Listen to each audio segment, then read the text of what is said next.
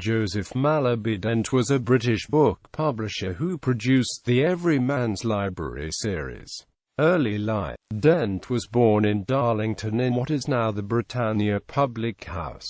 After a short and unsuccessful stint as an apprentice printer, he took up bookbinding. At the age of 15, he gave a talk on James Boswell's Life of Johnson, which would be the first book printed in the Everyman's Library. He began publishing high-quality limited editions of classic literature under the Temple Library imprint. Career. In 1888 he founded the publishing firm of J.M. Dent and Company.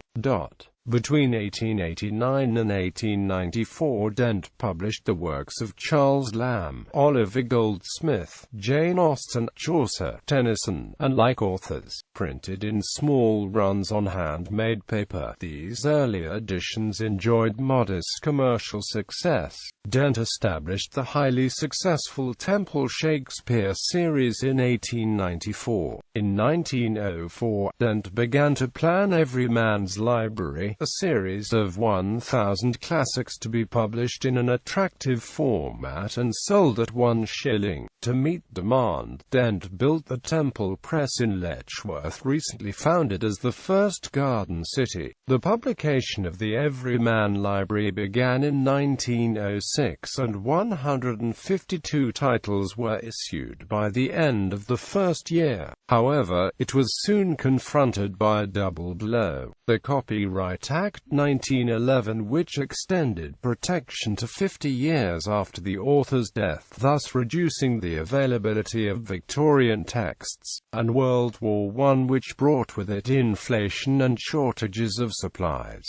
In A Sinking Island, Hugh Kenner wrote, "Destiny beckoned J.M. Dent toward the kingdom of books, and without ever learning to spell he became an influential bookman. He was small, lame, tight-fisted, and apt to weep under pressure, a performance that could disconcert authors and employees. When his temper had risen like a flame, he'd scream. The scream," one employee recalled, "was what broke men's spirits. His paroxysms were famous. A Swedish specialist thought of prescribing a pail of cold water for Dent to plunge his head into. For editing the library he paid Rees 3 guineas a volume, what senior office boys might earn in 2 weeks. Dent's ungovernable passion was for bringing books to the people. He remembered when he'd longed to buy books he couldn't afford. Yes, you could make the world better.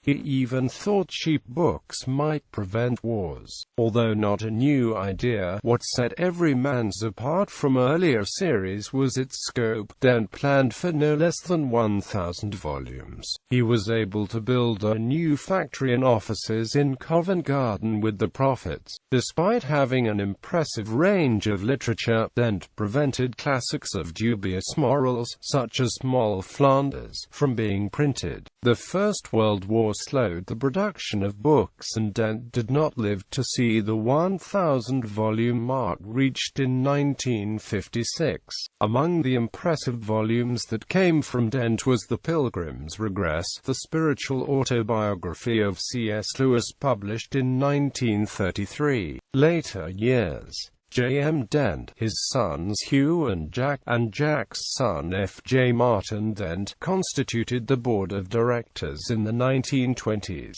Hugh Dent joined the firm in 1909 and functioned as an editor for Everyman's Library. Jack joined the firm in 1915 and supervised the Temple Press.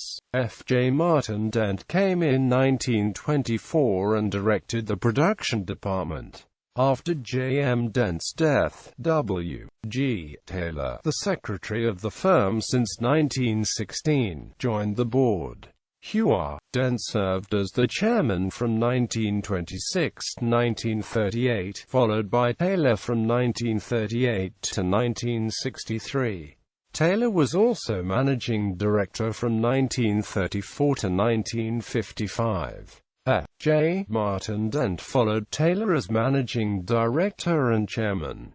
Weidenfeld and Nicholson purchased J. M. Dent and Amp Sons in January 1988. It now forms an imprint of the Orion Publishing Group.